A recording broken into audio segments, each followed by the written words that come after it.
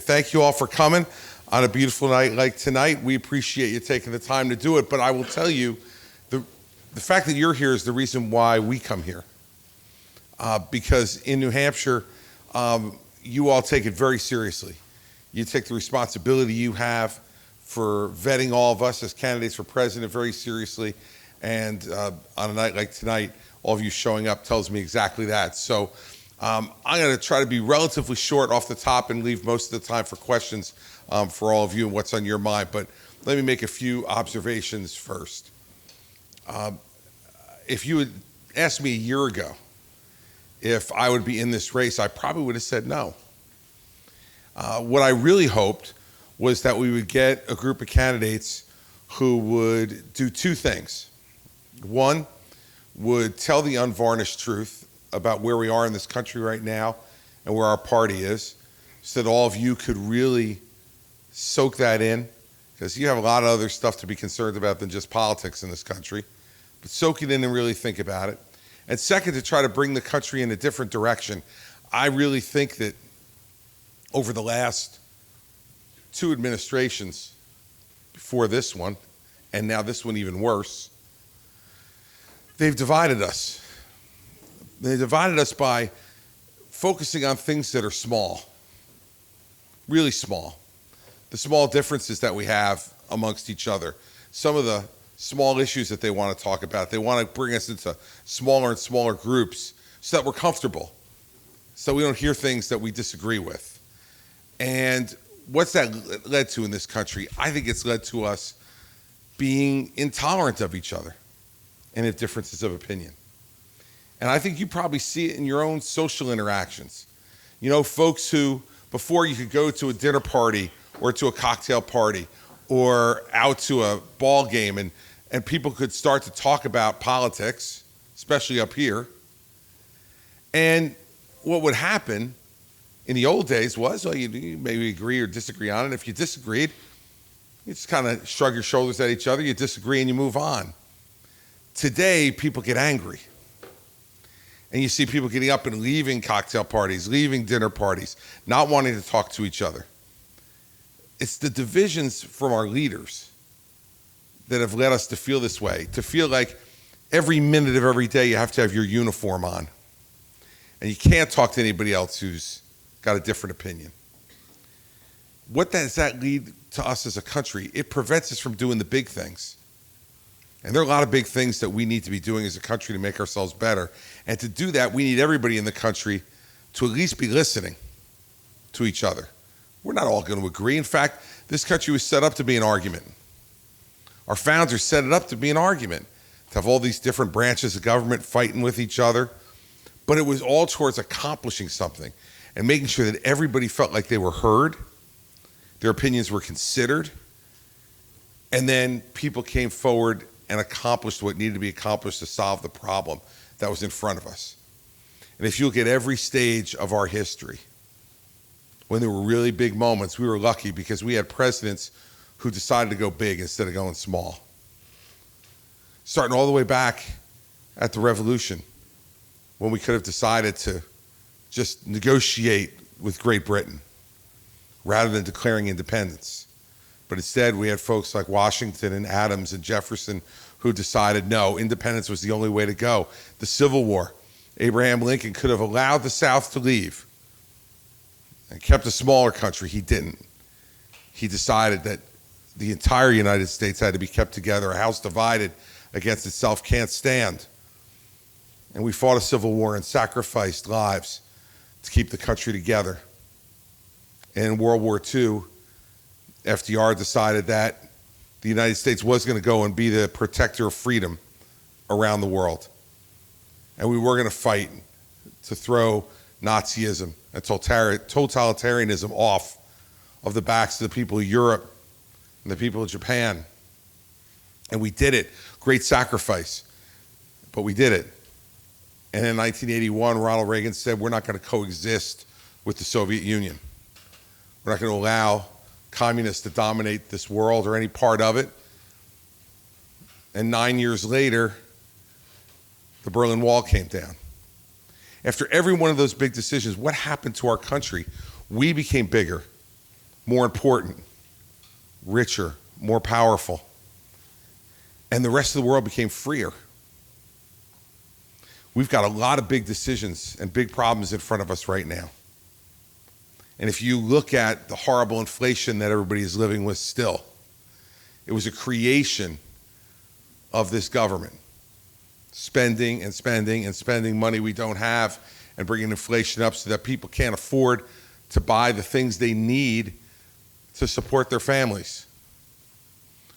We got to deal with the issue of government spending in this country, and we've got to say no to it. When I was governor of New Jersey, I inherited an $11 billion deficit on a $29 billion budget. And the Democrats who I inherited this from told me that, well, we got him, he's going to have to raise taxes. It's the only way to fix it. And we didn't. We didn't raise taxes for 8 years. And we balanced that budget all through cutting spending. 832 individual programs were cut in my first year to bring this budget under control. And we can do the same thing in the federal government. It'll be bigger and it'll be harder, but we need to do it because we're no longer spending our money or even our children's money.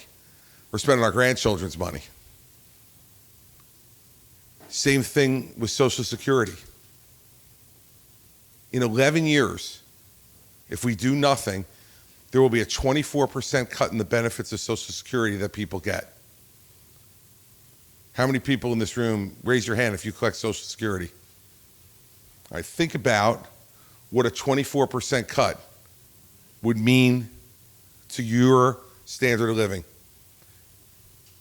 I guarantee you there'd be people in this room who would have to choose whether to pay the rent or pay the mortgage, whether you can pay the electric bill and get food and your medicine and the other things you need. We can't afford to have a 24% cut in Social Security, but to avoid it, we're going to have to make some changes. And not changes for the people who just raised their hands, or even changes for people my age. I just turned 60 last year. Too late for me to change my plans now about what role Social Security will play for me, but for people in their 30s and their 40s, maybe we need to raise the retirement age.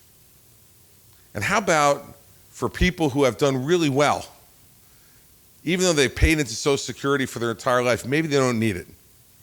Maybe it's time we say to some of those folks, you know what? Those Social Security taxes were what you paid to make this country better for everybody. I don't think that Warren Buffett needs to collect Social Security. I don't think Mark Zuckerberg is going to need Social Security when he gets to be in his 60s. Doesn't seem to me that a lot of those folks need it, but right now they get it. We got to have those conversations. And lastly, what's America's role in the world going to be? Now, I love people who say America first. Who is not for America first? Like, as you imagine, I'm for Luxembourg first. I'll go Belgium second. How about America third? Like, it's the easiest thing in the world for any politician to say, right? I'm for America first. Of course we are. That's not the question. The question is how? How do we make America first? How do we keep America first? And I don't believe it's by filling in the moat and pulling up the drawbridge. You have people in our party right now who are saying we shouldn't be spending money or doing anything anywhere around the world. It should all be right here in this country. Well, let me suggest to you that's not what made this country the freest and richest country in the world to begin with. It's because the rest of the world knew they could depend on us, that they traded with us, that we became the engine, the economic engine for the rest of the world. And we got competition now, much different than the competition we had with the Soviet Union. That was a military competition.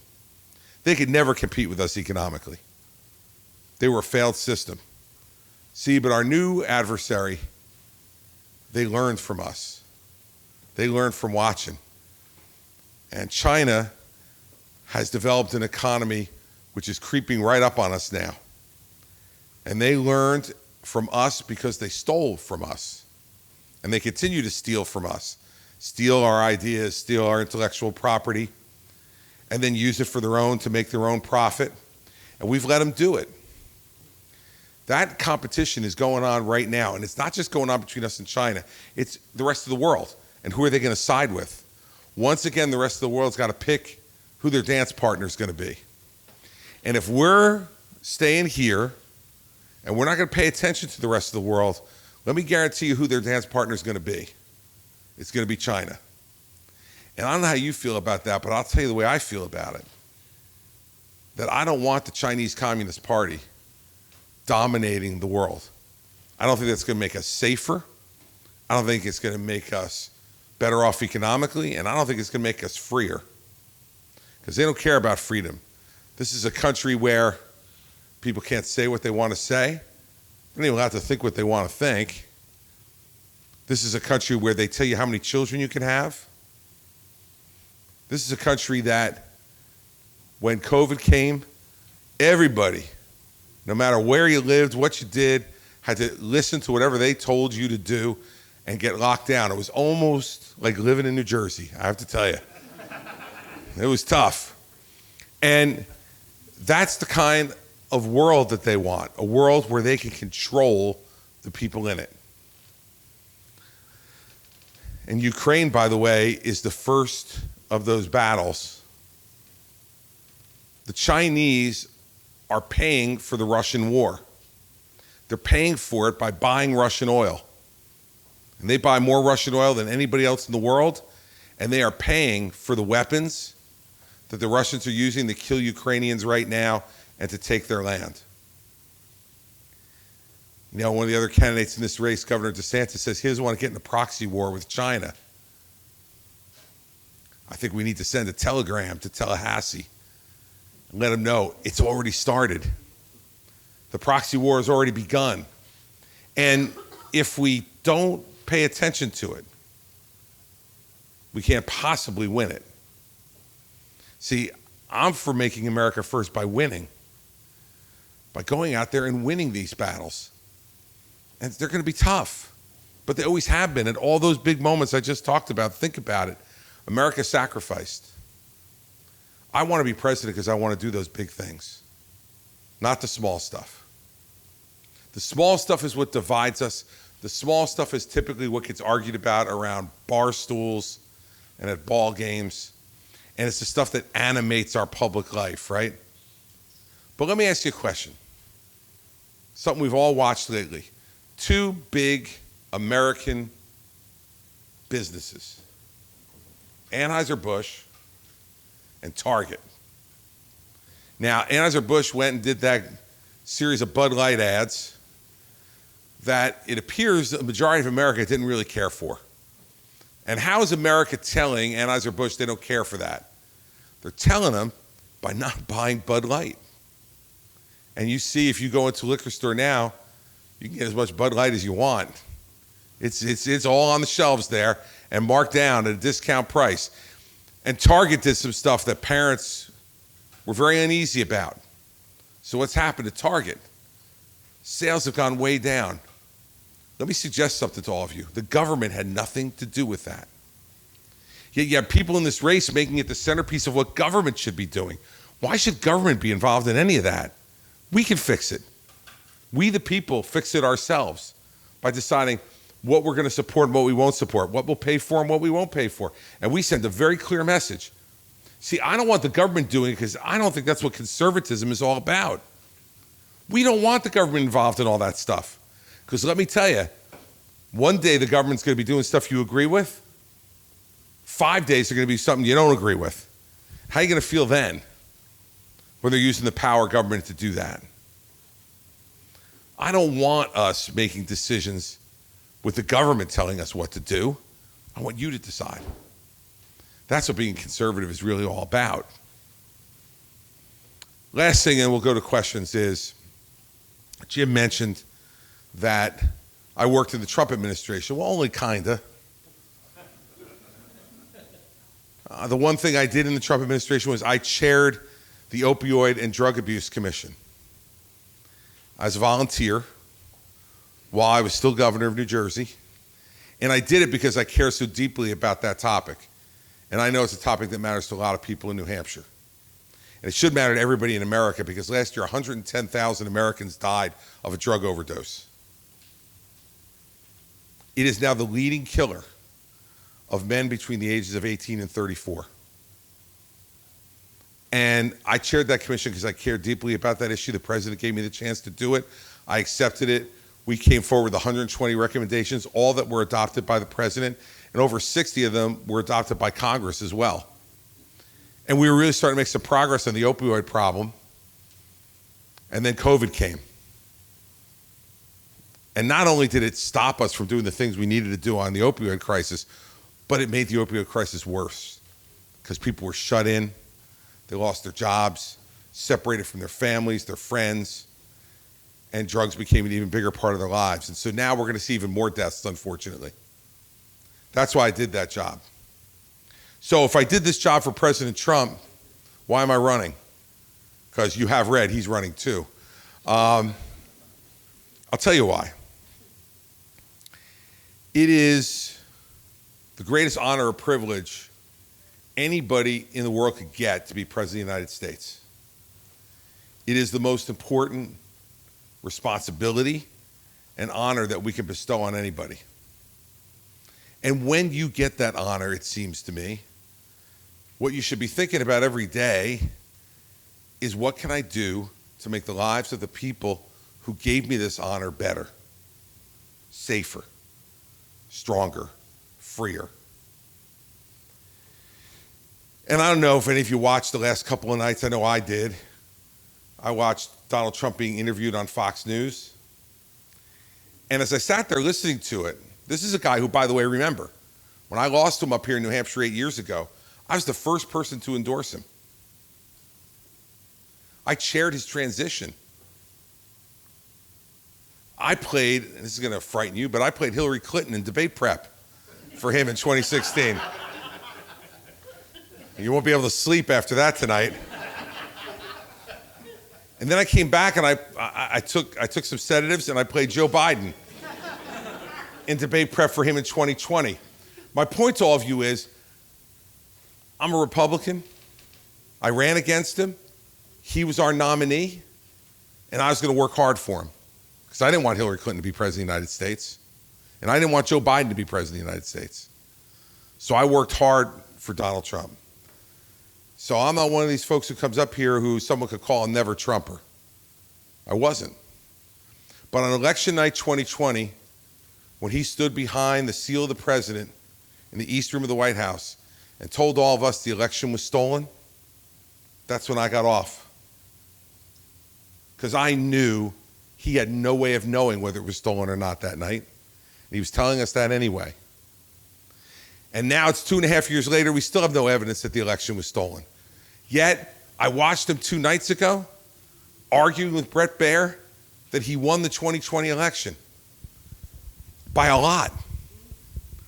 Now look, I don't know how you prove when someone is saying something that's so demonstrably wrong that they're wrong, except that like tonight, when it gets to be bedtime, Joe Biden is sleeping in the White House, not Donald Trump. And in the whole time that he was president, all we did was lose. In 2018, we lost the House. In 2020, we lost the Senate. In 2020, we lost the White House. In 2022, we lost 2 more governorships, another Senate seat, and we barely won the House of Representatives by 5 votes, with a president in the White House whose job approval was 35%. Let me tell you why I think that is. Because he didn't do what I suggested and put the American people first, put himself first. And when you listen to that interview the last 2 nights, it's all about how things were unfair to him, how everybody's not being nice to him. It's not about him, and it's not about me. It's about the country. And let me tell you, everybody, I'm running against him because he disappointed me and he let us down. We hoped he was going to be a president who was going to get different kinds of things done for us, and he didn't. He said he was going to build a wall across the entire border of Mexico. You remember? I was on the stage in 2016 with him. The most big, beautiful wall you've ever seen in your life across the entire border, and Mexico was going to pay for it. Well, let me tell you, everybody, we got about a quarter of the wall done, and we haven't gotten the first peso from Mexico. We paid for that quarter of a wall. He said he was going to repeal and replace Obamacare. And he had a Republican Congress, and he couldn't get it done. He said he was going to balance the budget in 4 years, and he left with the biggest deficit of any president in American history. He said he was going to retire the national debt in 8 years, and he added $8 trillion to the national debt in 4 years. Look, it's not that he didn't do anything right, but he didn't do enough right. And now, when all you've done is lose politically, and you haven't done what you promised to do, if that resume came across your desk to hire him in your business, I think you'd say, maybe not. The Democrats have been unfair to him. That's absolutely true. I'll agree with him on that. The press has been unfair to him. I'll agree with that too. But you know what?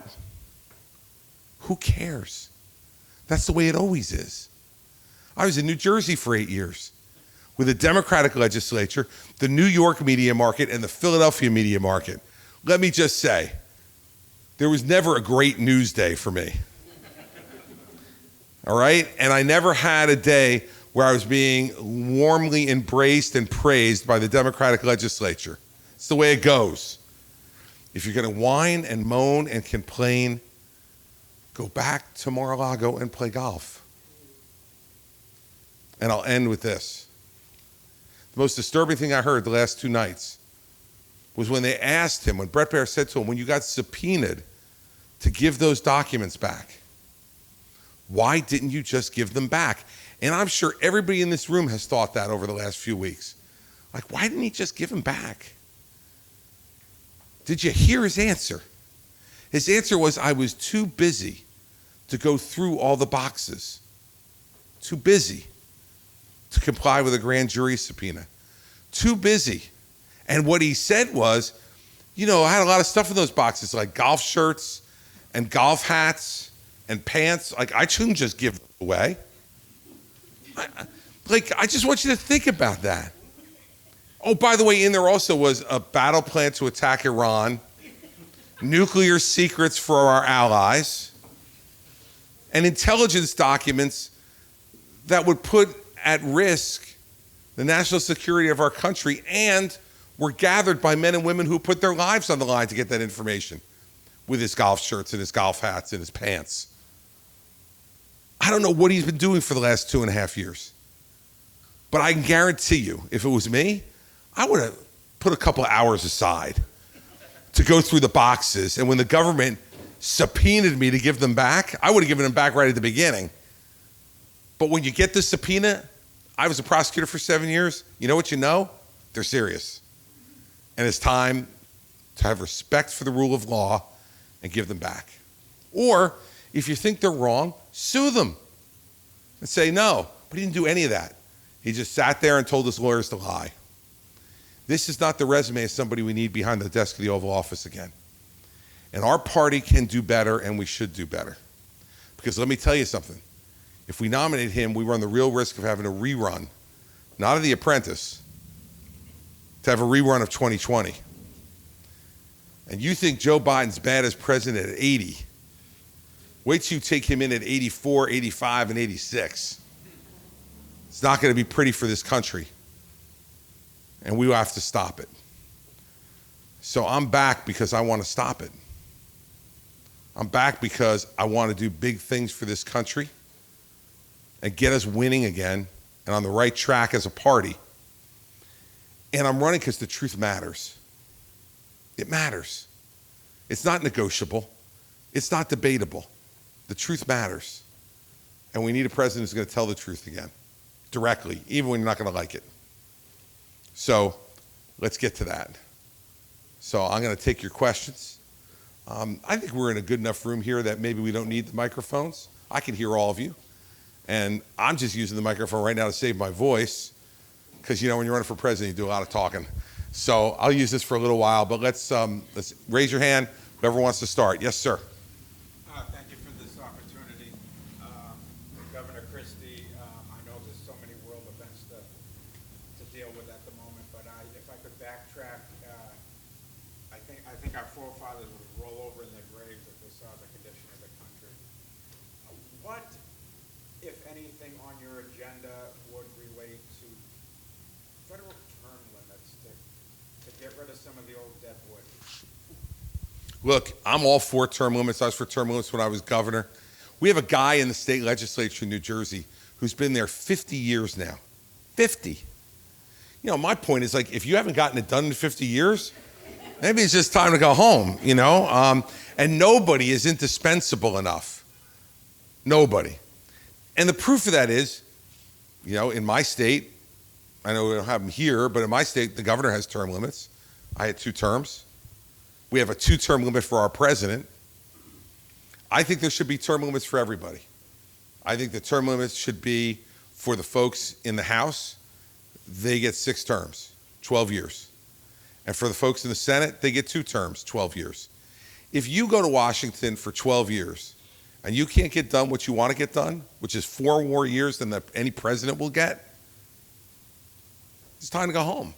Now, let's be honest about it. The hard part that's going to be, the Congress has to vote term limits on themselves, right? I'll give you an example of how crazy that stuff is. In New Jersey, the legislature would never consider term limiting themselves. In fact, what the legislature in New Jersey did was they passed a law that said that there has to be open records. Whatever, you know, if someone asks for records from the governor, the governor's office, the executive branch of government, you want to see them, we got to turn them over.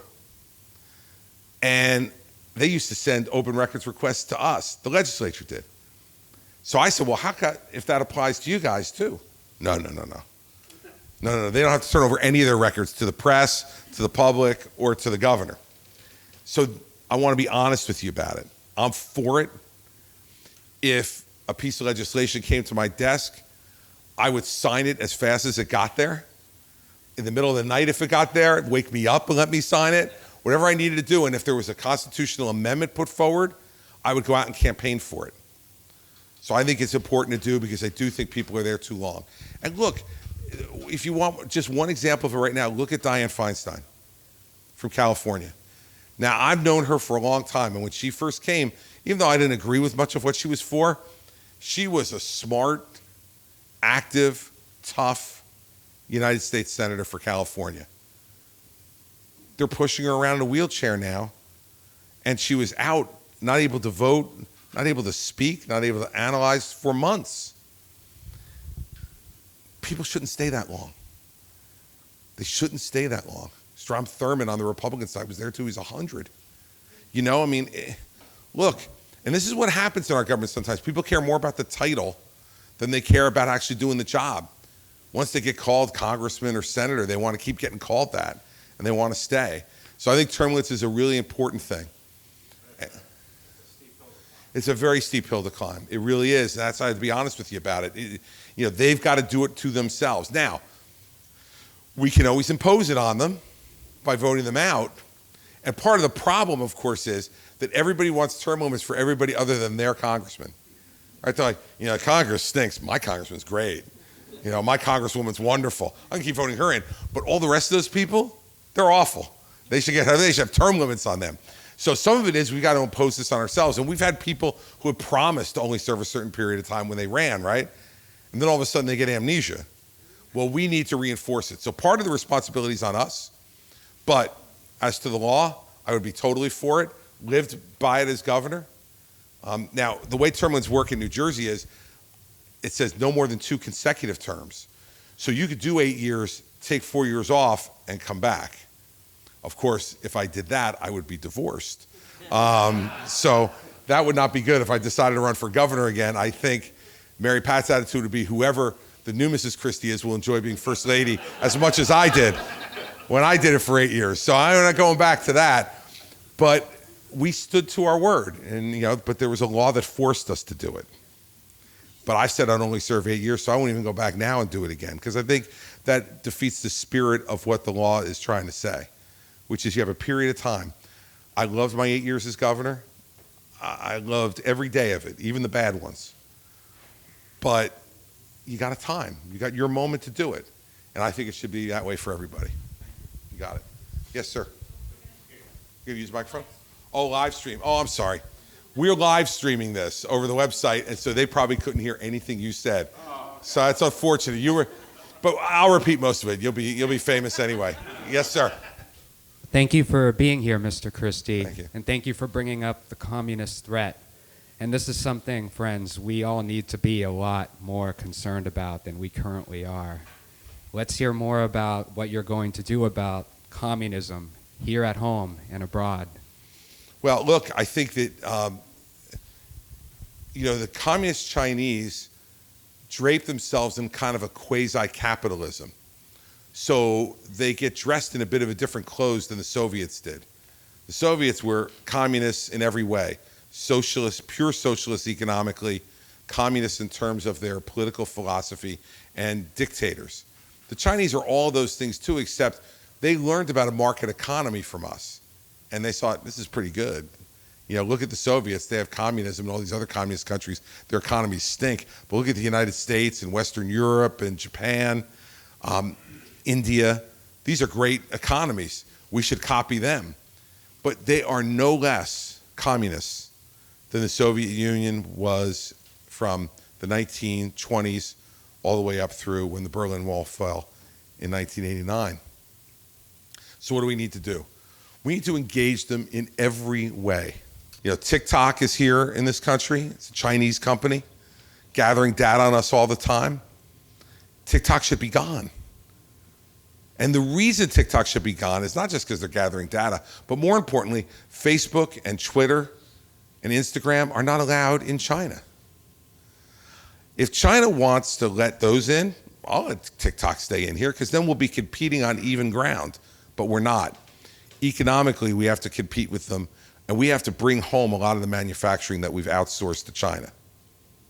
And the best proof of that was during COVID, right? When we couldn't find, personal protective gear for our doctors and our nurses because so much of it got manufactured in China, and they were keeping it for their folks. We need to be smart about making manufacturing in this country again the way it needs to be. Third, we're in a competition around the world with their communist approach. And so we've got to engage with the rest of the world. And I think this is one of the places where President Trump and Ron DeSantis are most missing the boat. They keep saying, no, we're not going to get involved in that stuff. Well, the Chinese are. So if what we want to do is just cede the world to the communists, let's just pull back and put a fort around America and hope that they can't scale our walls. But we know, especially folks my age, remember vividly 9/11. And we know that no matter how great the two oceans are that protect our country, no matter how friendly Mexico and Canada are on either border, our enemies in today's world can come and get us. And we need to make sure that we're not just strong militarily, but that we're dealing with and creating allies and friendships around the world that help to protect us as well and protect freedom. I think lastly, we watch how they spy on us. We saw those spy balloons, which are just really the tip of the iceberg on what is going on with the Chinese Communist Party all the time, stealing our data, stealing our information, stealing our secrets. We got to fight them head to head on that. We've got to go fight them over there on that as well. We can't unilaterally disarm in the fight for intelligence and for information. And so my point to you is that regarding communism, I'm not even going to deal with anything that's going on inside this country until we start winning the fight outside the country that they're trying to import in. And then with our folks inside the country who are supporting that type of ideology, if we have a strong, good president who's leading a strong and good Congress and doing the right things for this country, the communists will never win here. They never have and they never will. The chance they have to win is when we continue to have a government that operates the way it does now, where people are fed up and they feel like they're not accomplishing anything for us.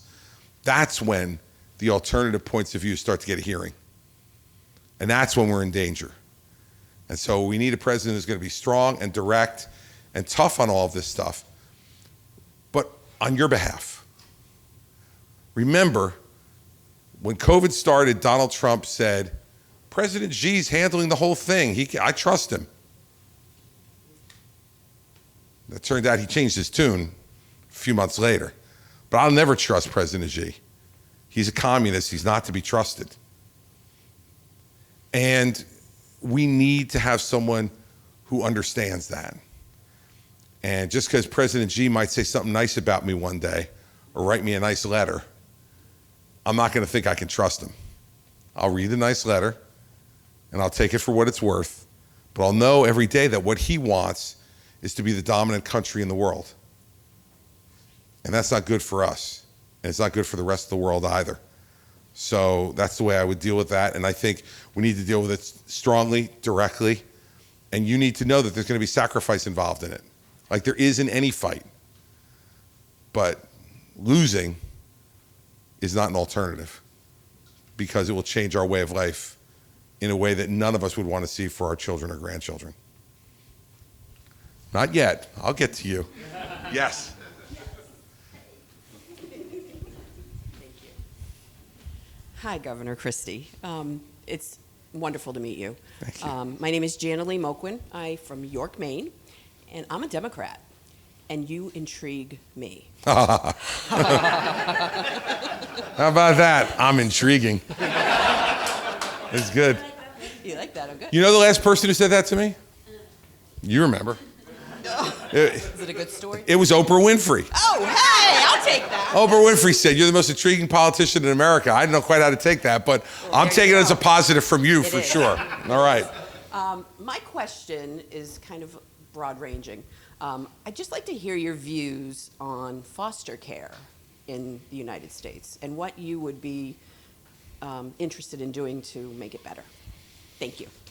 It was a really interesting question and personal for me in a way that you probably don't know. My youngest sister is adopted, and she was in foster care for 2.5 years before we adopted her. And so I kind of have a personal experience and relationship with foster care that luckily for my youngest sister was a good one.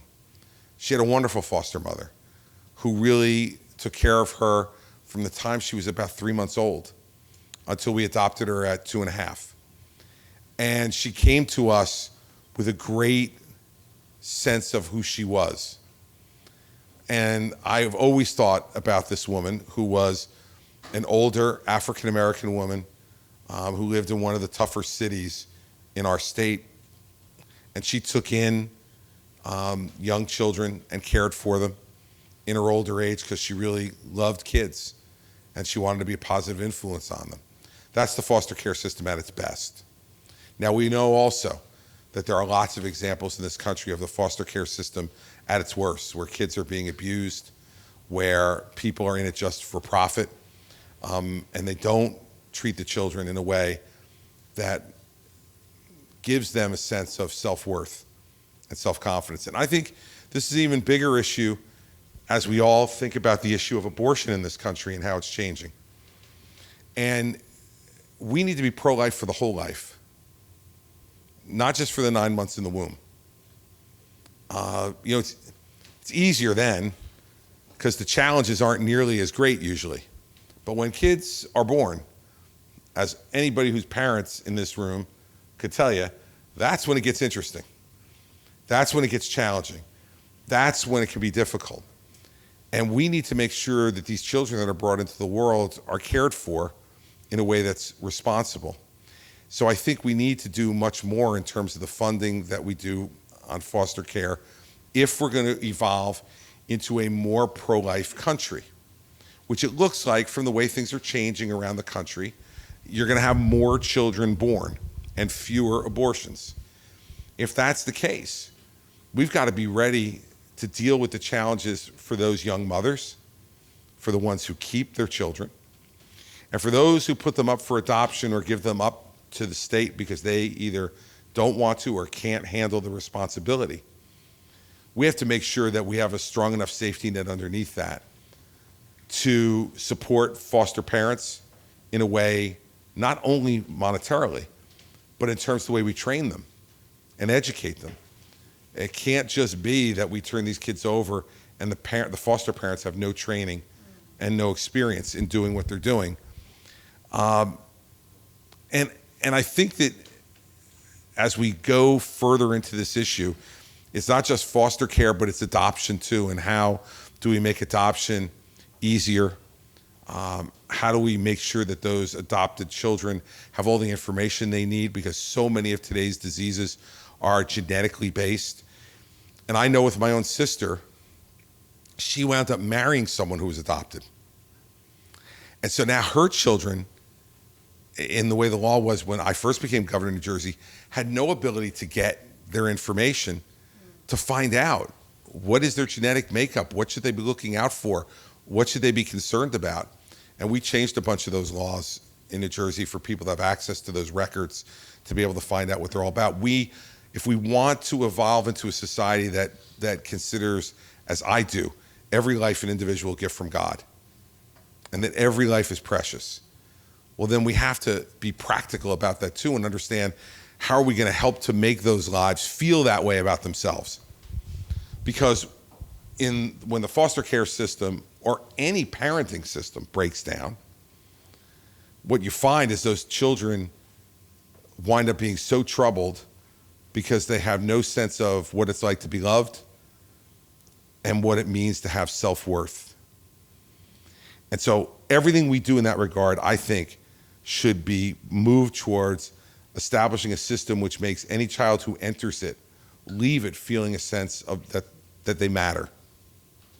And we're lucky, that we were able to find my sister and be able to adopt her. And I'm not going to say how old she is now because I would get in a lot of trouble. This is being live streamed. But she's significantly younger than me. And we all in our family feel like she was an enormous gift to us. It was not something that we did for her. It's something she did for us. And hopefully we can get that culture moving all the way through the country by saying that we believe no matter how that life came into the world, that it's precious, and that we need to have a system that makes those kids feel like they matter and they have value, because they do. And that's the way I would try to approach it. And I think a president can affect that by funding, but a president can also affect that by the way you talk about it. And leadership is about, at times, persuasion and making people think about something a little bit differently than they've ever thought about it before. And we've seen this country move in a lot of different directions over time. We were in a country that went to war over race in the 1860s, and all the way through to the 1960s, still having great battles over it, and we still have conflict about it today.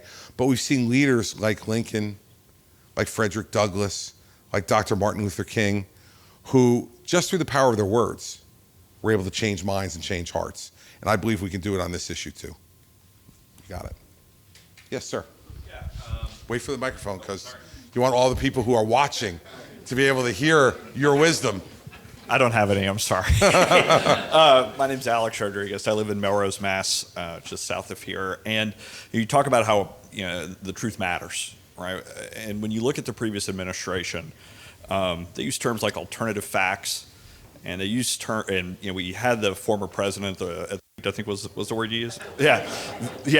very, very intrigued by your candidacy as well. But, because I believe someone needs to prosecute the political case against the former president. And I'm just wondering, how did you get to the point where you are now? And, I know you said it was, after the last election, but, I guess, how do you plan on prosecuting that case? And how do you plan on winning it, even if you don't actually win the primary? Well, first off, my intention is to win. Yeah, no. So let's start with that.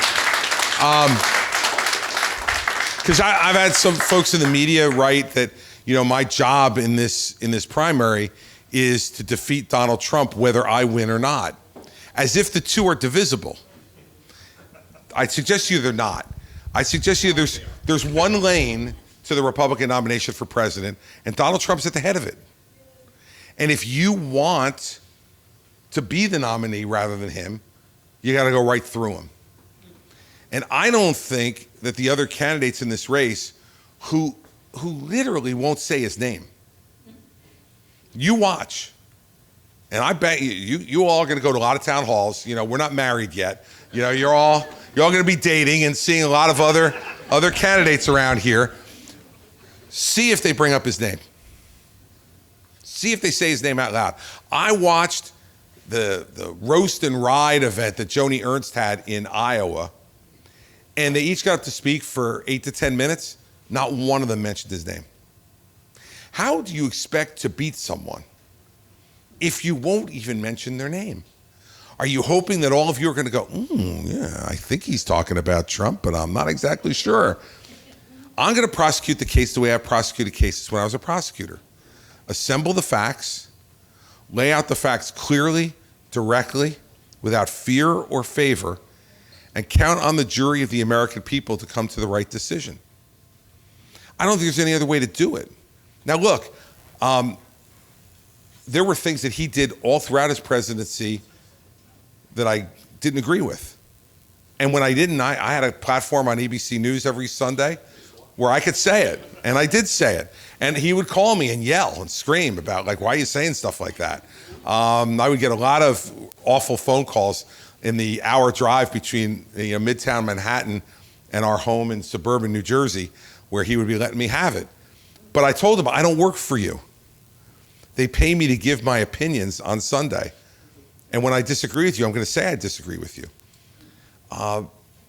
Look, he did some good things. So let me say those. I think the tax cuts were good. I think the regulation cuts were good. I think the Abraham Accords in the Middle East were a good accomplishment. But that's not enough. And worse yet, he doesn't put us first. Everything he decides is based upon what he thinks is best for him. And the bad news for him is he's not right even half the time about what's best for him. And you watch that interview the last 2 nights. I'm telling you as a prosecutor, he, in that interview, I guarantee you that interview will be Exhibit 1 in the trial on the classified documents. Because he essentially, 2 nights ago, admitted to willful obstruction of justice. Yes, I know I was subpoenaed. Yes, I know that they wanted me to give the documents back. I didn't have enough time. I was very busy. No, that's not the way the rule of law works. But here's the problem, that he believes the law doesn't apply to him. He believes it. And so how do you make a case against someone who believes the law doesn't apply to them? The way you do it is just lay out fact after fact after fact after fact. And eventually, even those people who think they want to vote for Donald Trump are going to start to think, really? Do I really want to? For instance, Bret Baier did this last night, which was excellent. Bret could be a pretty good prosecutor himself. He went through all of the people who Donald Trump said in 2016, I will hire the best people. The very, very best people want to work for me, and I will manage them like they've never been managed before. And Bret Baier started to go through the list of people. Rex Tillerson, his first Secretary of State, who was the former CEO of ExxonMobil. When he hired him, he said, he's the personification of the American dream. When Tillerson disagreed with him and was leaving, he called him dumb as a rock and lazy as hell. Now, which one is true? Look, you can't say I'm the smartest and the best and I only pick the best people, and then say, but I hired a guy who was dumb as a rock and lazy as hell. Either he was dumb as a rock and lazy as hell and you should never hire him, or he wasn't, and the only reason you're calling him those things is because he's disagreeing with you. I would say to you, knowing Rex Tillerson, Bill Barr, Mike Pompeo, General McMaster, General Milley, General Kelly, his chief of staff, General Mattis, his defense secretary, first time, Mark Esper, his second defense secretary, who was an honors graduate from West Point. He has said nothing but awful things. He called Bill Barr a gutless pig 2 nights ago. I don't know, he's been Attorney General now for 2 presidents. And by the way, was Donald Trump's biggest defender on the Russia stuff. His biggest defender. Yet, that's what he calls him now. I just want to ask all of you, is that who you want as president? You want somebody who will do that to folks. I'll tell you why I never went to work for him. I never went to work for him because I couldn't work for somebody like that, who would treat another person like that. When General Kelly became chief of staff, he called me and he said to me, look, everybody tells me you know Trump better than anybody. Can you come down and have lunch with me and give me some advice on how to work for him? I said, General, I'll come down and have lunch with you anytime, but I can give you the advice in 45 seconds. He said, well, I'm a general. I love efficiency. I said, well, good. Here it comes. I said, today you are trading at 100 cents on the dollar, and you will trade to zero. It is inevitable. You will trade to zero. He will say you are worthless, and he will fire you. The only question is how long it will take. And he was dead silent on the other end of the phone. And of course, 18 months later, he said that General Kelly was born with a small brain and couldn't be chief of staff. And that's why he fired him. Born with a small brain. A 4-star general who was and is a Gold Star father, who raised a son who joined the Marine Corps and was killed in Afghanistan. I thought that's the kind of American we honor, not the kind we call someone with a small brain. But we should have known this in 2016, and I brought this up then, when he said John McCain wasn't a hero because he was captured. Right? We let it go because it was an entertaining TV show. And his opponent was Hillary Clinton, the luckiest man in American political history to actually run against Hillary Rodham Clinton, who was, and this is not my opinion, this is objective, she was the least popular major presidential candidate on election day in the history of polling. Here's her problem. She ran against Donald Trump, who was the second most unpopular major political candidate in the history of polling on election day 2016. So he ran against the only person he could have beaten. And she ran against the only person she could have come close to. Look, the case will be made, and I will make it. You know, I started off by talking about what I want to do, and I'm going to spend most of my time talking about what I want to do. But you want to beat the incumbent, and that's what he is. He's an incumbent in our party. He's had the nomination the last 2 times. Then you have to beat the incumbent. And Ron DeSantis, Nikki Haley, Tim Scott, Asa Hutchinson, the rest of them, Vivek, all the rest. Vivek, who's now out there saying he wants to pardon him on the first day. I mean, before any evidence is presented, before any trial happens, before we know whether he needs a pardon or not. Because in our system, I want to remind Vivek, he's presumed innocent. And the government has to prove him guilty. He doesn't need a pardon right now. He needs a good lawyer is what he needs, but he doesn't need a pardon. They can't win if they're not going to make the case against him. And I've been watching now for months, and they're not making it. I've been in this race for 2 weeks. 2 weeks. And I went from 0 in New Hampshire to 9%, 4 points behind Ron DeSantis in 3rd place, him in 2nd. And I've only started 2 weeks. I'll be here a lot, and I'll be making that case. And I don't know whether it means I win or I lose. I don't know. But guess what? No one else does either. Because you know what Donald Trump's numbers were on June 21st of 2015? 4%. 4%. So anybody who tells me they know what's going to happen here, no way. Yes, sir. Governor Christie, thank you. Thank you for your candidacy.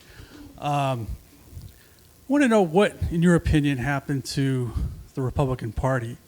We know that Trump lied about the election, but why did so many of our fellow citizens believe that? And why do so many today believe it? Like, what happened to the party and what happened to our fellow citizens that they would buy into that? Well, look, I think the first thing is that people want to believe the President of the United States when he says something. So let's go back to election night when he said it the first time. I think, and that's why I emphasize that he stood behind the seal of the President in the East Room of the White House. There's a majesty to that. There's an importance to that. And the American people think he must know something we don't know. He's the president. So that's the first thing. So it starts on a lie that he put out there to save his own ego. That was all he was doing that night. He didn't want to believe he was going to lose, but he watched the numbers. He knew he was going to lose, and he couldn't bear it. Just couldn't bear it. What's happened since then? Well, this goes back to having your uniform on all the time, right? If you won't let the facts invade you because you have your uniform on all the time, and I'm going to be with my team no matter what, this is what you get. And I've been a Republican my whole life. But it doesn't mean it gives license to other Republicans to lie. And when they lie, I'm going to call them on it. And instead, we see, because the differences between the parties right now are so vast, that people say, well, geez, I don't know if I want to say something bad about another Republican, because Joe Biden's so bad. Maybe we just stick with not saying anything bad because I don't want to make us any weaker. The mistake in that, in my opinion, is by ignoring the truth, we make ourselves weaker. Joe Biden, if Donald Trump would have been willing to tell the truth during his presidency, if he would have told the truth about COVID, if he would have done the job better, Joe Biden would have never won. Joe Biden's never won an election outside the state of Delaware, except for that one. Ran for president 3 other times, never won. So, the fact is, the truth would make us stronger. Not telling the truth makes us weaker. The other piece of this, too, is remember, people are scared of him.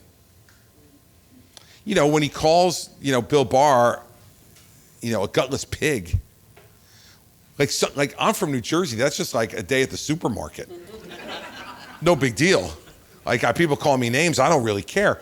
But for a lot of people in this country, the idea of having the President of the United States call you out personally, directly, on his True Social feed or his Twitter feed or on national television scares the hell out of him. And that's how that explains some of the politicians. They're worried to death because same thing we talked about with term limits, right? The one term limit they're really afraid of is the voters. And they were afraid in a primary to say anything bad about Donald Trump because they knew he would be vengeful. Anybody who disagreed with him was going to get it right across the forehead. And you had a lot of people who just weren't willing to take that risk. The question for us now is, I think these two motivations have come together, wanting to win and get rid of the Democrats and getting rid of Donald Trump. Because if he's the nominee, I'm telling you, everybody, we're going to lose. We lost in 20, we're going to lose again. And then Joe Biden gets 8 years. 8 years to do what he's done in these first 2.5. I don't even want to think what this country's going to look like then. And that's what we've got to be thinking about now. We have to be thinking about how do we move on. I don't, for a minute, believe the American people don't care about the truth. I think they do. But we live in a world right now where the truth depends upon what news station you watch. And so, if you just watch a news station where they say opinions that you agree with, and let's face it, this happened with Fox. We know this from the Dominion lawsuit, that the hosts were saying one thing on the air and then texting to each other the opposite. We can't live in a country that acts that way anymore. And anybody who does that, whether it's a politician, an office holder, the media, we have to call them out on it, even if we like the people, even if we generally agree with the people. They still need to be held to the truth. So this is going to be a test for our party over the next 9 months or so. By the time this is resolved, it's going to be a test for us. And by the way, I'd say to the people in New Hampshire, you have a privileged position, at least with the Republican Party still. The Democrats want to go to South Carolina, let them be the first step on the road to defeat. But you know what? We're counting on New Hampshire. The truth is counting on New Hampshire. don't abandon it. Because let me tell you, you abandon the truth, your position in selecting future presidents is going to be at risk too. Because people are going to say, well, what makes these guys so special? They missed this 3 times? 3 strikes, you're out, at least in baseball. So that's what I think we have to come to grips with. And every person who stands in front of you over the next 9 months, ask them the same question. And if they don't answer it as directly as I do, interrupt them and say, you want my vote? Answer my question. Why are you defending his lying? Why are you defending the big lie that the election was stolen when there's no evidence to support it? Why won't you say to everybody in this room tonight, the election wasn't stolen? Keep count of how many are willing to say it. And by the way, if they're not, they should be crossed off your list, in my opinion, immediately. Nothing else they say can be believed if they're willing to lie to you about that, just to make sure that Trump doesn't come and take a shot at him. Yes, sir.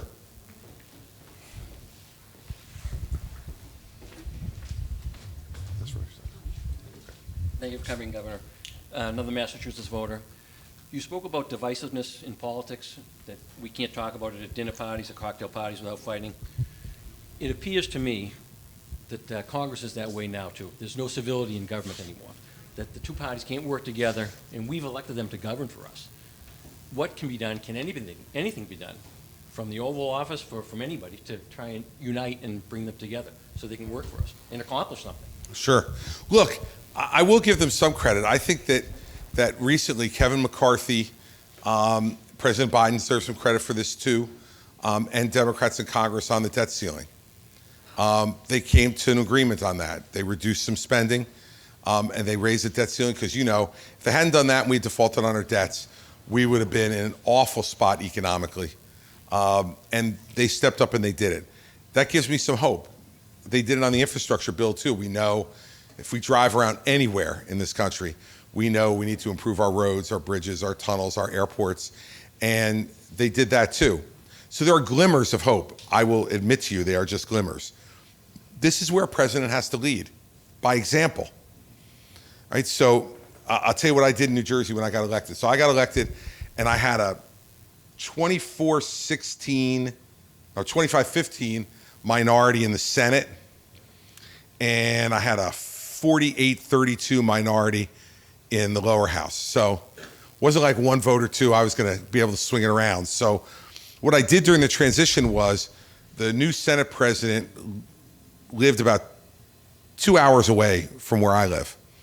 So I got in the car one day and I said to the troopers, just before I was sworn in, I said, take me down to Senator Sweeney's office. He said, it's not on the schedule. I said, yeah, I know it's not on the schedule. Just let's go. So I showed up at his office unannounced. And I walked up to the desk and his secretary said, Governor-elect, the Senate president wasn't expecting you. And I said, yeah, I was just in the neighborhood. I decided to stop by. So she said, well, he's here. Let me go get him. So he's embarrassed because he came out. He had just come from working out. He didn't expect it. He had no appointments that day. So he was in sweatpants and a T-shirt and sneakers. He's like, Governor-elect, I didn't know you were coming. I said, I was in the neighborhood. I decided to stop by. And he goes, your neighborhood's 2 hours from here. You weren't in the neighborhood.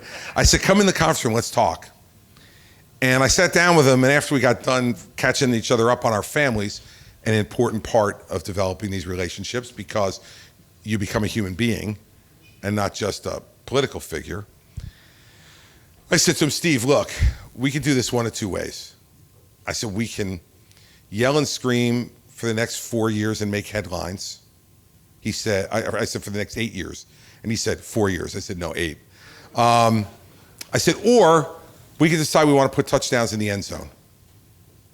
I said, you tell me what you want to do. I can do it either way. And he said, are you serious? And I said, yeah, I'm deadly serious. And he stood up and he put his hand out. And this is a guy who's the president of the Iron Workers Union in New Jersey. That's his day job. He stood up, put his hand out, and he said to me, you want to put touchdowns in the end zone? Let's do it. We shook hands, and we kept our word to each other for the next 8 years.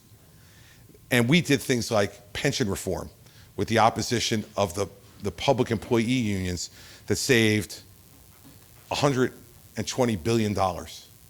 We did health benefit reform. We expanded charter schools, the most charter schools that were ever established in state history. We passed a repeal of the estate tax. We passed funding of our infrastructure program, the Transportation Trust Fund, new funding that had not been put in place for 25 years. We did all those things together. Every one of them was bipartisan. But I don't think it would have happened if I hadn't gotten in the car and had that meeting and then stuck to my word the rest of the time. And we had some, I don't got to say, we had some bad moments. We had a budget one time that we disagreed on that we ultimately came to a resolution on, but he wasn't happy. And I remember going down to the end of my driveway to get the newspaper on a Sunday morning, and the headline in the state's largest newspaper was Sweeney, Christie, and this was printed in the paper, so I hate to use this language, I'm going to. Front page of the paper, Christie is a prick, was the headline. And the sub-headline was, I want to punch him in the head. So we had some tough moments. We had to come back from that one. But we did. And I think that's where presidential leadership makes all the difference in the world. Because you are the one person that all of the people of this country elect. And so if you're willing to make political sacrifice, if you're willing to take political risk to work with the other side, it will not only get them, some of them, not all of them, some of them to come your way. And you don't need all of them, you just need a few. And it will teach the people on your side that you can win doing that. Because believe me, I used to say this all the time.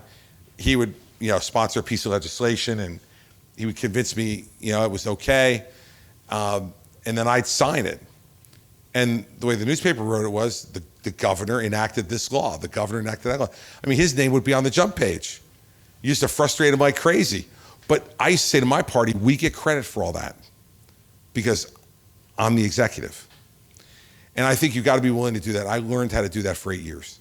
And we haven't had a president who's known how to do that since George W. Bush. George W. Bush did it, and I think he was starting to do it even more, and then 9/11 happened and changed his whole presidency. But he was working with Ted Kennedy on education reform. He was working on immigration reform. He was doing a lot of things at the beginning of the presidency because he had that experience in Texas, where he had a Democratic lieutenant governor and president of the Senate who he had to deal with. And he learned how to do it. But since then, who have we had? Barack Obama, who spent a couple of years in the state legislature in Illinois and a couple of years in the United States Senate, never had to worry about negotiating with anybody. Donald Trump, no, not interested in negotiating with anybody. And now Joe Biden, who I think has flashes of it, but quite frankly just isn't up to the job anymore, and he's incapable of doing it. You need a certain amount of energy and patience to do this too. Mary Pat will tell you, I used to get those calls from Steve Sweeney at 11:30 at night. He was coming home from some party somewhere. And those were not often pleasant conversations, but you got to do it to develop those relationships. In the end, that's what it is. Look, we got big problems, but this country passed, the Civil Rights Act with Republican support and Democratic support in 1964. Ronald Reagan reformed Social Security the last time it was reformed in the 80s with Republicans and Democrats. It can be done. But it takes a lot of work, and it takes the president to lead and someone who knows how to do it. And I think that's the way you do it. When you give them the authority and the power and the status, what will they be like? I can guarantee they won't be more responsive. They'll be less. All right. First off, I don't hate Trump. So let's start with that. Hate is a horrible word, and I don't hate him. I just don't respect him. And that's different. And I don't think he should be a leader of this country. That's different than hate. I've searched my mind on this, and I don't think there's anybody in the world that I hate right now. There are people I don't like. There are people I don't want to go to dinner with. There are people I wouldn't take their phone call. But I hate them. So let's be careful about using the word hate, because I think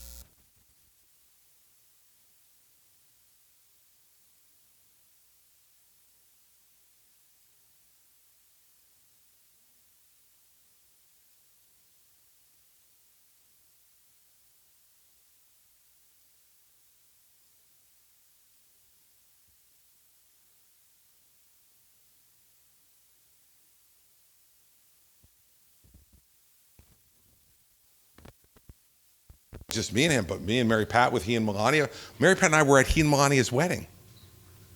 Right, so I don't hate this guy, but he disappointed us. He let us down. And now he's acting like a petulant child. And we shouldn't reward that.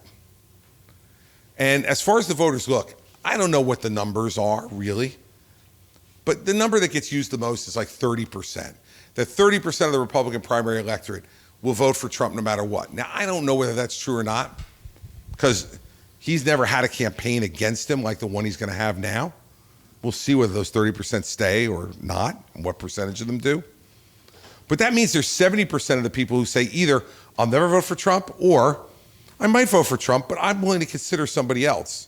That's the largest percentage of people in the polls I've seen. It's about 45% of the primary electorate says, I might vote for Trump, but I also am willing to consider an alternative. And then you've got about 25% of the people say, I'll never vote for Trump. So the whole first part of my speech tonight was about what I'm offering them. Doing bigger things, taking on inflation, taking on spending, taking on Social Security, expanding our role in the world to make us bigger, stronger, richer, freer. I didn't mention tonight because my staff tells me I have to make my speeches in the beginning shorter, so I cut this out. But like, I'm for a federal tax credit for school choice. I think every parent in this country should be able to choose where their kid goes for K-12 education, regardless of their income. Now, my wife and I have been successful, and we made the decision to send our children to Catholic school because we wanted our children to go to a place that was going to not only teach them the things they needed to be taught, but also reinforce the values we were trying to teach them at home every day. But that cost money. And fortunately, we were successful enough that we were able to pay that money. But that shouldn't be the determiner about whether you make that decision for your kid or not. And so another thing I'd say to them is a federal tax credit for them to make the choice. You want to send your children to public school? That's great. I went to public school. All throughout K-12, I was at a public school. And I loved it, and I got a great education. My wife, K-12, went to Catholic school. So where did our kids go? Catholic school. So if you wonder, I might get to run the country. But even if I do, I'm still not running my house on the big decisions. And so I think what you need to do, and what I suggest you're going to watch me do over the course of the next number of months as you show up, is to do two things at once. Okay? Quinn, we're going to do two things at the same time. I can walk and chew gum at the same time. We are going to prosecute the case against Donald Trump because he is the front runner. And unless you convince people they should consider someone else, you got no chance. At the same time, you lay out for them why you would be the better choice. You got to do both, and I will do both. Now, sometimes the stuff that gets covered more is the stuff that I say against Trump. Well, of course it is, because most of the media really don't like him. And when there's somebody in the Republican Party who's saying direct stuff about him, it makes news. I get that. But don't you be fooled. You've shown up. You were there the night I announced. You were there before I announced, right? And you've heard what I've said. So you know better. So I expect a better question for you next time. That wasn't a bad one, but I expect a better one. And the better, because you've heard me. And you know I'm not just talking about bad stuff about Trump, I'm talking about other things too. So this is an educational process for all of us. And by all of us, I mean all of us, including me. Because I learn every time I come and do these things and I hear questions because I hear what's in people's mind.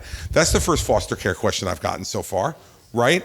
And so you learn stuff by taking questions. And that's where those other politicians in the 50% or so of the category who don't take questions, that's what the other thing they're missing out on. They don't learn a thing. They memorize the speech. They come in and they spew it back to you with all kinds of applause lines in there and those little dividing things, right? I don't know, like my state is where woke goes to die. I don't know exactly what that means, but people clap, right? Because we don't like woke, and if you don't like something and it dies, you're generally happy, right? I don't know what that does for America. I don't know. I guess we're about to find out over the next number of months. But he doesn't take any questions, does he? Nope. Not a one. He literally rushed down the barricade. You betcha. And let me tell you something. You don't want to elect someone who won't take your questions when they're in begging mode. We're in begging mode right now. You got what we want, votes. Every one of you got one of them. And we're in begging mode right now. And if we don't care what you think when we're in begging mode, damn, man, once we win, we won't care a lick about what you think. And that's not what this country's supposed to be about. So keep showing up at all of them and report back to me on which ones are not taking questions. And we'll keep it up. And you keep asking questions and keep coming up with good ones, and I'll keep answering them. And I'll call on you every time you show up, just not first. All right? We'll move it around a little bit quick. Maybe one time I will call on you first. We'll move it around a little bit so everybody gets to hear. But everybody, seriously, this is the hope for the country, right? I know, because we went through this before, one of the earlier ones, he's not old enough to vote yet. But he's getting there.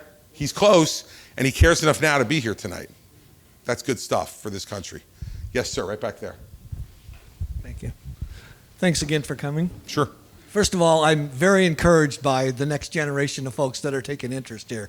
Thanks for coming. That's awesome.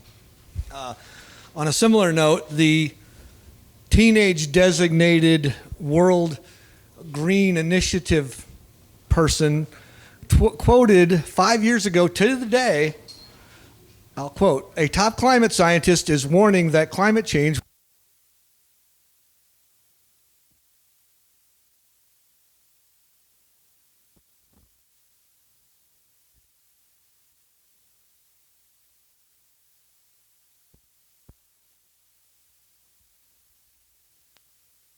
that's affecting everything."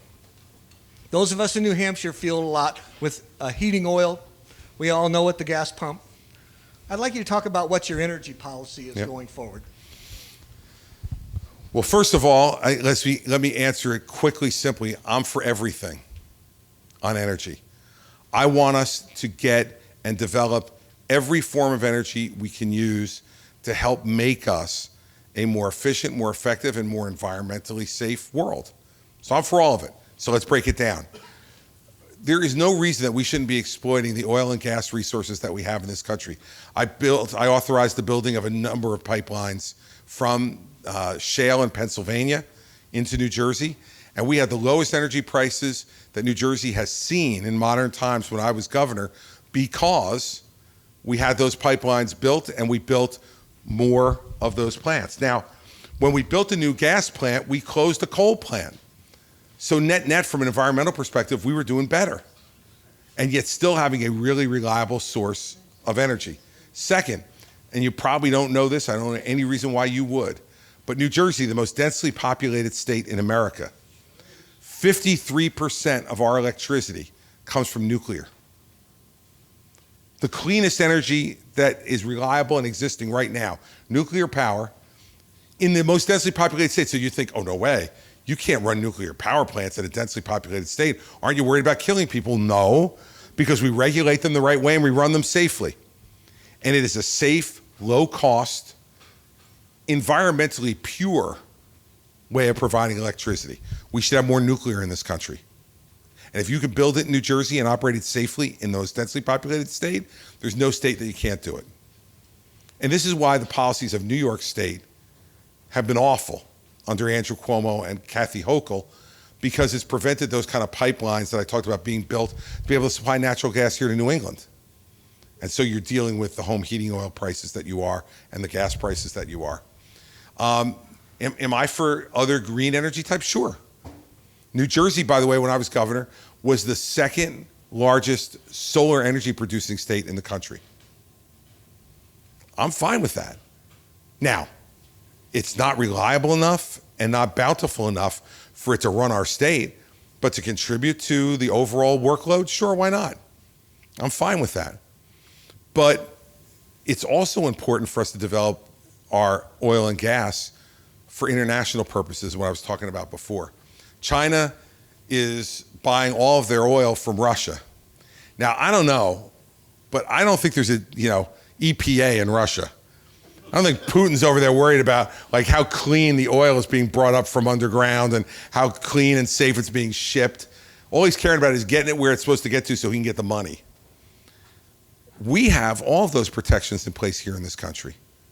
And I think it's really important that we're able to do that to be a reliable supplier of energy, not only for everybody here in America, but our supply of natural gas is so plentiful that we can liquefy that natural gas and sell it to our friends in Europe and in other places so they don't have to rely upon Russia for their energy. So I think we made a huge mistake from an economic perspective and from a strategic perspective in not exploiting all of those options. And so I would be for all of it. And I think for us, if you look at what nuclear energy is like today, for instance, compared to what it was when everybody freaked out at 3 Mile Island 44 years ago, it's much different today. And so we need to have oil, gas, nuclear, and there are and solar.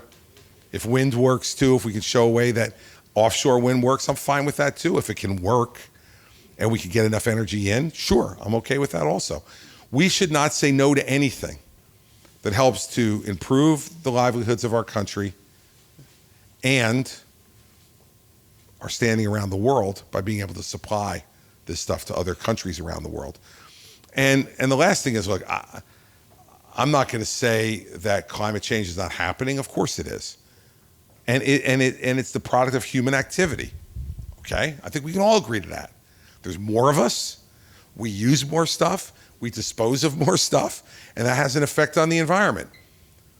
But the fact that if we didn't stop using fossil fuels 5 years ago, we were going to wipe out all of humanity in 5 years, we are living proof, as we sit here tonight, that that turned out to be very wrong. And all but the extremists knew it was wrong back then.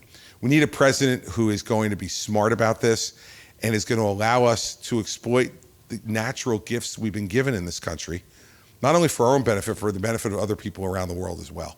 So that's the way I would approach it. Yes, sir. So I sometimes just do this to make Carl like run around and be able to see how quickly he can get to you. Oh, thank you, Governor, for coming to visit New Hampshire, and also thank you for acknowledging the GOP not using our first in the nation primary status as a political trade.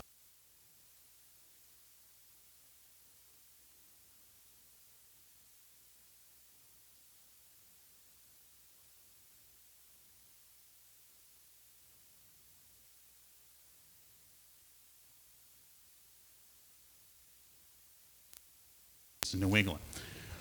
Where do you see moderate Republicans fitting into the Republican Party going forward? Is there room under the tent of the GOP for moderates going forward? Because it really feels like that our voices are definitely being drowned out by much louder, much stronger voices from other parts of the country.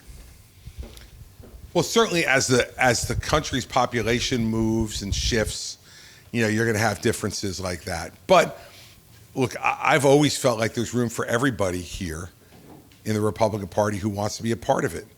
And I think Reagan proved that, you know, and so did George W. Bush, who was our last president who actually won the popular vote in this country in 2004. And won the popular vote since 2004. And I think part of the reason that George W. Bush won it in 2004 was because he appealed not only to the conservative part of our party, but to moderates in our party and independents, and to right-leaning Democrats who felt that somebody like John Kerry was just too far left for them. I think the party will get back to being who we are when we elect leaders who respect everybody who calls themselves a Republican. I'm sure if we sat down and we drew a line down the middle of a yellow legal pad and we gave a list of issues and we compared our positions, you know, on a good day, maybe we'd agree on 60% of the issues or 70%. Ronald Reagan used to say, that doesn't make you my 30 or 40% enemy. It makes you my 60 or 70% friend. And I think that the leaders of our party need to have that attitude about people who want to identify with our party. That there shouldn't be litmus tests where you have to agree on everything. Because the only person I agree with 100% of the time is me. I agree with me all the time. But nobody else agrees with me all the time. And by the way, you don't agree with anybody all the time. And so I think that part of the ethos you have to put forward as a leader is to say, on the important issues, let's talk and let's try to find a place where we can all agree. And when we can't, that doesn't mean you get kicked out. It just means we don't agree on this one. And let's see what the next one is.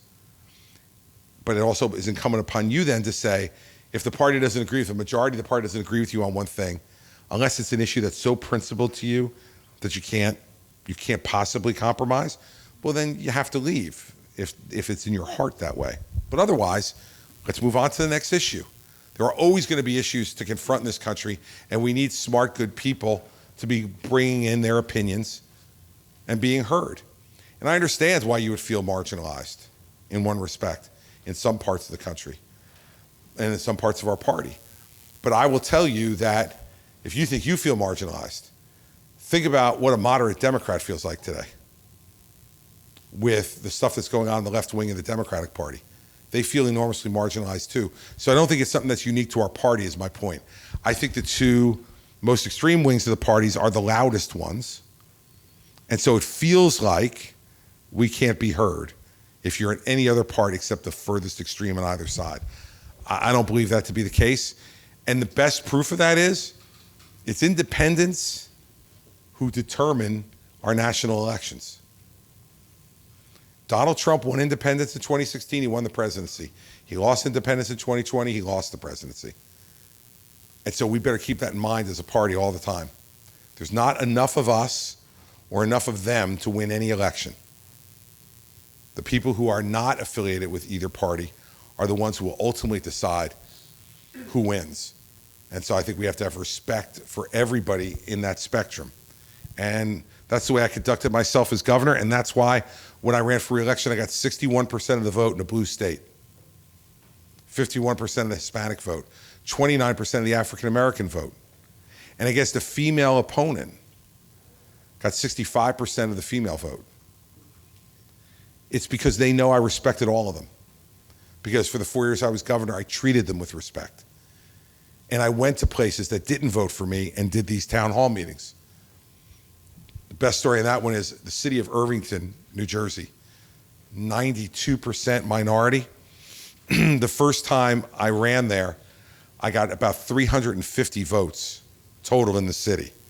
John Corzine my opponent got 12 times that number. I told my staff I wanted to go and do a town hall meeting there in Irvington. And they're like, you realize you got 350 votes, right? So I want to go. So a Baptist church in Irvington was willing to host us. So I showed up that day, and the pastor met me at the door, and he said, Governor, just so you're prepared, there's a lot of people in there who don't like you. And I said, it's fine, no problem. He goes, I'm going to introduce you and bring you out, but I just, I know you're used to getting applauded and everything. And I said, don't worry about it. Pastor, I know what's happening here. He introduced me, and I walked out to a majority of boos. But before he walked out, I said to him, how many people are here? He said, oh, it's completely packed and people standing up because there's like over 500 people here. I said, great, I know what I'm going to do. So I went out there, they all booed me, and I said, look, you can boo me, I understand, I'm going to take your questions anyway, but I already won today because there are more people in this church than voted for me 2 years ago. So there must be something about me that's making you show up. And even if it's just that you're going to boo me, I'm glad you're here because then you have to listen to me. And we did much, much better in Irvington the second time around than we did the first time. And I believe it's because we showed up.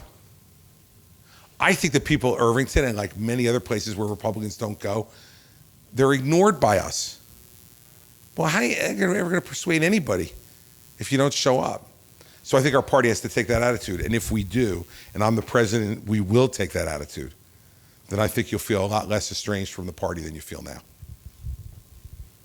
Yes, sir. Thanks, Catherine. Thank you for coming, Governor. So I know you talked about the former president. Let's talk about the current president and his son and the hypocrisy we call the DOJ. I know you're a former prosecutor. You said you were going to lay out the case for Trump.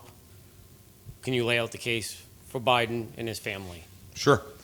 I think it's ridiculous that it took the Department of Justice, and by the way, it was a Republican U.S. attorney in Delaware who was doing this, appointed by Donald Trump. 5 years to figure out that Hunter Biden hadn't paid his taxes.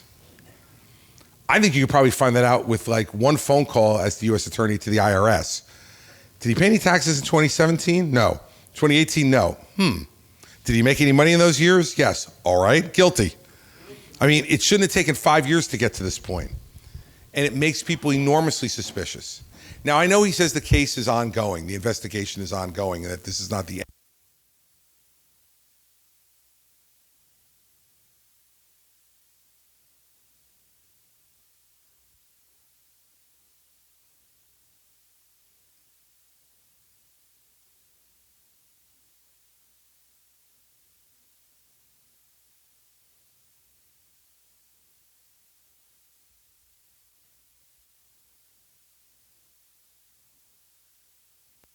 Hunter has done it.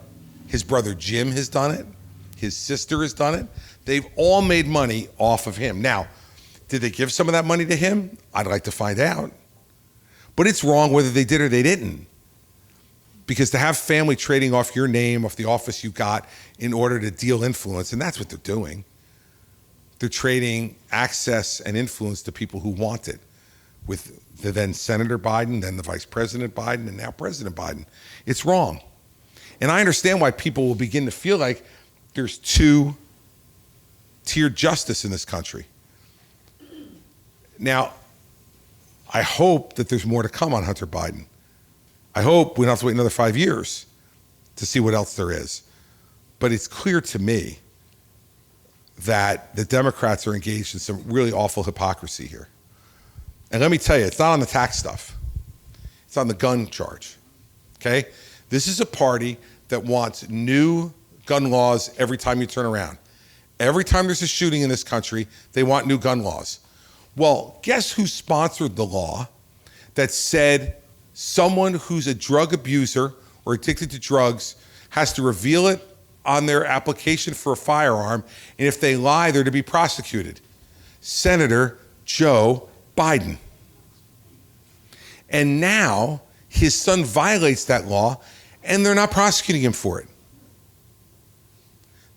And where do you hear any Democrats saying that they're outraged that a gun law hasn't been strictly enforced? Yet, they would be all over me and anybody else to say, we need more gun laws. How about enforcing the ones we have on the books already?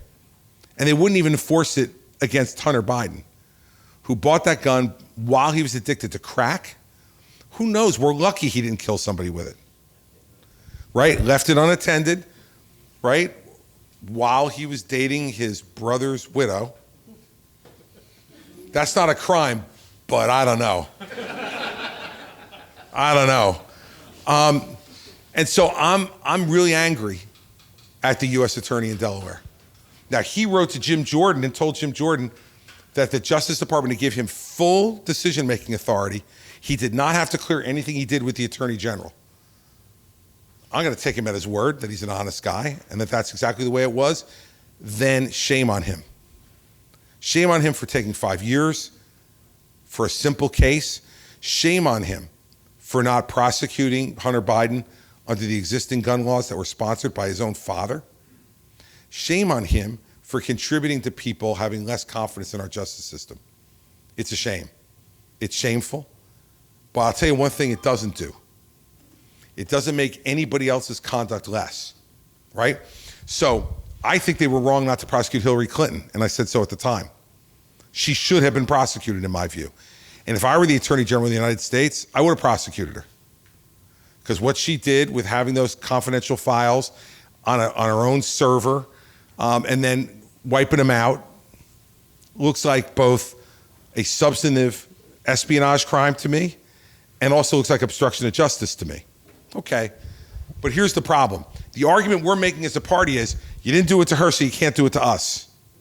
Well, all right, I'd be okay with that if we hadn't done it, if we hadn't committed the underlying conduct.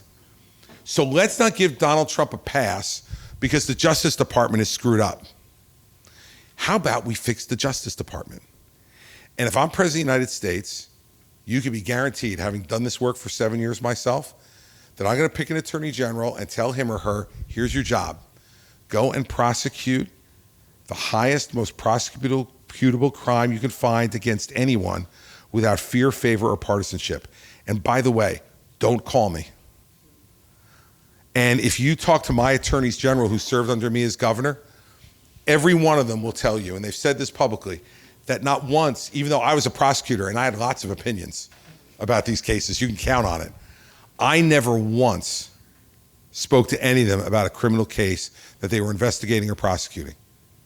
And I used to get asked about some of these cases all the time by the press in press conferences, and my answer was standard. It was the same all the time. When I was a prosecutor, I hated when politicians commented on what I was doing, so I'm sure as hell not going to do the very same thing that I hated when I was a prosecutor.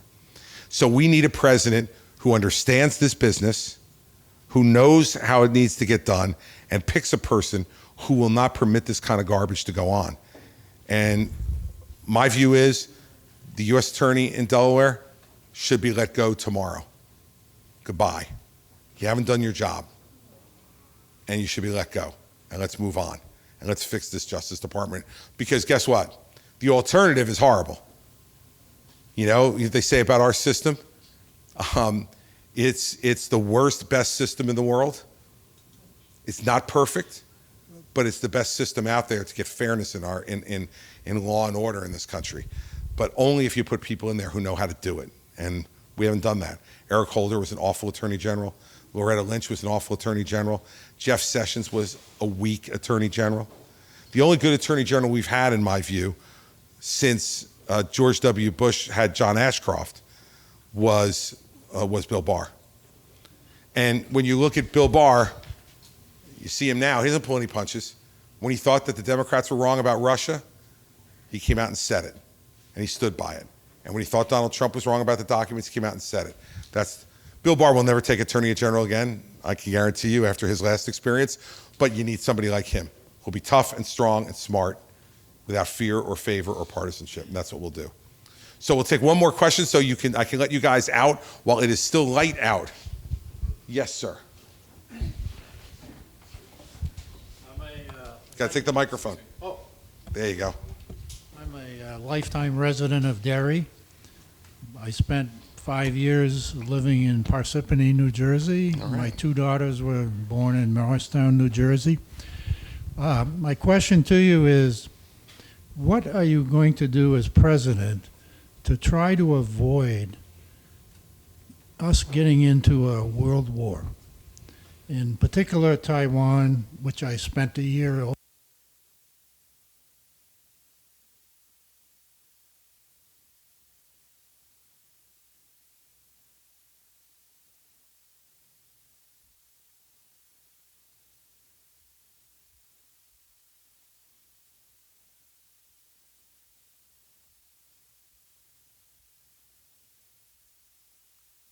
If we have a world war, it'll be us and the Chinese. Everyone else will be players, but minor players in that war. It'll be us and the Chinese. And I think you need a president who's going to make it very clear to President Xi that the price of starting that is too great for both of us. This is not about just intimidating the Chinese, because if all you try to do is intimidate them, you're likely to rile them more. You just have to make the case to them that the cost to us and to them is too great. And that's going to take some time. But you can do it. And you can do it by ways where you're both being tough and where you're being smart. So they need to understand that they have a president now who is not going to allow them to build new islands in the South China Sea. Sorry. No more blocking the navigable waters of the South China Sea. No, you're not going to build a joint military defense in Cuba, which is what they're talking about right now. Because what I would say to President Xi is, you want to go to Cuba? That's okay. And we're building one in Taiwan now. Then he's got to start to think, hold on now. Who's more likely to win that fight? Them being in Taiwan or me being in Cuba? You have to show them that there are going to be costs associated with every aggressive move, so that the most aggressive move is one that they would never want to take. Remember, too, militarily, we're still superior to them. So we have a window here where we can make that case to them very strongly and directly. But that window's not going to be open forever. And so I think you're right that the next 4 years are going to be key to us deciding which way this goes. And it's going to be about being very clear, very direct, and not for a moment letting him wonder what you're thinking. Because there's no reason to play games with this. The stakes are much too high. There's no reason to be coy or clever. He knows, look, there's very little they don't know about us and very little we don't know about them. In the world today, with the spying that we're both doing, we know most of the capabilities they have, and they know most of the ones we have. We may have a few secrets left, but not many, and neither do they. So you need to sit across from him and convince him you don't want to lose 200 or 300 million of your people. Because guess what? If you do, you'll be one of them. Because in that system, a Chinese Communist Party leader who allows that type of thing to happen will be a casualty of that war, for certain. Because the people in that country are not going to put up with their sons and daughters going off and being killed in those kind of numbers and allow the leader to stay in place. So you need to make sure you make that case to him very directly. It's not easy, but if it was easy, everybody would do it. And I know that people could say a lot of different things about me, but one of them has never been that I am ambiguous, that I am unclear, that I'm unwilling to be direct, or that I'm unwilling to make a good deal when I see one. And you need to be able to do both. And that's the way I would approach it. And I think the stakes are enormously high, you're right. And I'm worried. I'm worried less about if I became president. I'm worried about the next year and a half. Because if you're President Xi and you're looking at the politics of this country, you're thinking it's more likely than not a Republican's going to win the presidency if it's anybody other than Donald Trump. And so he may see this window of weakness under Joe Biden and say maybe that time to act is now. I will tell you that's what I'm more worried about than anything at the moment. And so that's why we as candidates need to be very clear about who we are and what we do and how we conduct ourselves. And not just, pounding the drum and beating our chest. But, I found that more times than not, I'm more convincing when I don't raise my voice. People who yell and scream, you wonder how much of an act it is.